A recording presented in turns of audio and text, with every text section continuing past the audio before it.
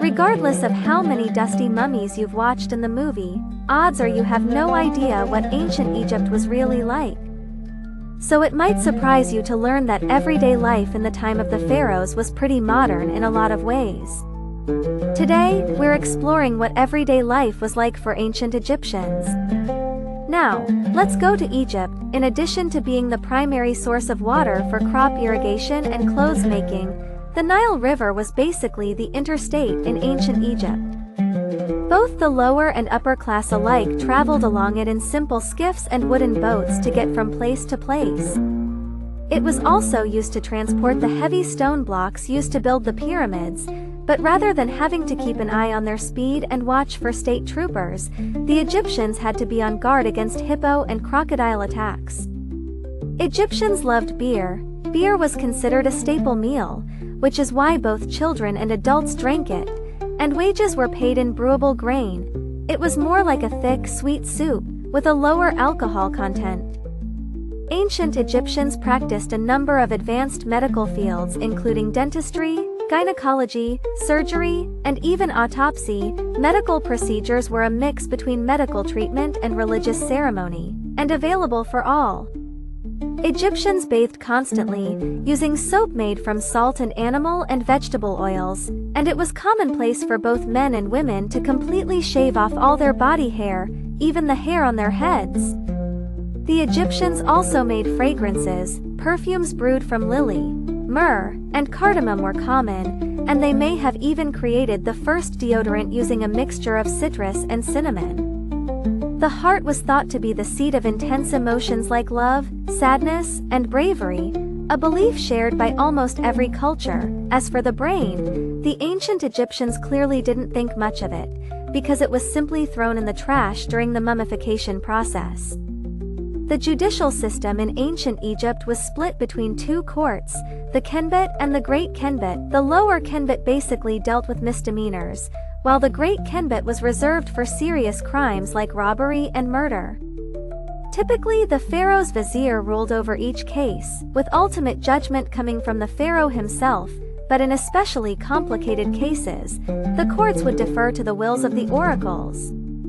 In these cases, both the prosecution and the defense teams would write out their arguments on a slip of paper and place them on opposite sides of the street. Whichever direction the statues appeared to lean more towards was declared the winner, and the defendant was judged accordingly. The eye makeup was made from grinding lead ores into a substance called coal, to produce what was essentially lead paint. The makeup used by ancient Egyptians was high in nitric oxide, which boosts the immune system and helps fight off disease, so the eyeliner might have had the added effect of protecting the eye from infections, while hopefully balancing out that whole lead poisoning thing. Temples in ancient Egypt were true community centers, in that they acted both as places of worship and as depositories for the nation's wealth. That meant for most of the period, each temple was also a granary. Despite living next to one of the mightiest rivers in the world, people in ancient Egypt didn't eat much fish. In fact, they ate very little meat at all. The ancient Egyptian diet consisted mostly of wheat and barley. Fruits and vegetables such as celery, dates, pomegranates, and of course, garlic, were also plentiful, and even though meat wasn't common, it was still occasionally enjoyed during festivals. Women could buy and sell property, including both slaves and land, and were also able to file lawsuits and petition for divorce. Additionally, the Egyptians did not practice female infanticide, which indicates baby girls were just as valued as baby boys. This seems like the absolute bare minimum of gender equality.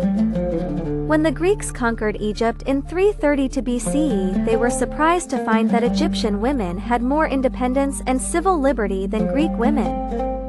Education was a privilege exclusively reserved for the children of upper-class citizens.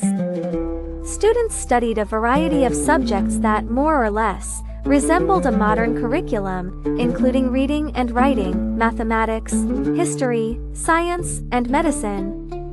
The wealthiest kids, such as the pharaoh's sons and the sons of nobility, went to the prince's school. But scholarships did exist that allowed certain exceptional lower-class students to attend, It's unclear whether the scholarship was awarded in beer. Ancient Egypt was surprisingly modern in several ways, allowing its citizens to lead lives not totally unrecognizable from the ones we lead today. Would you like to live or walk like an Egyptian?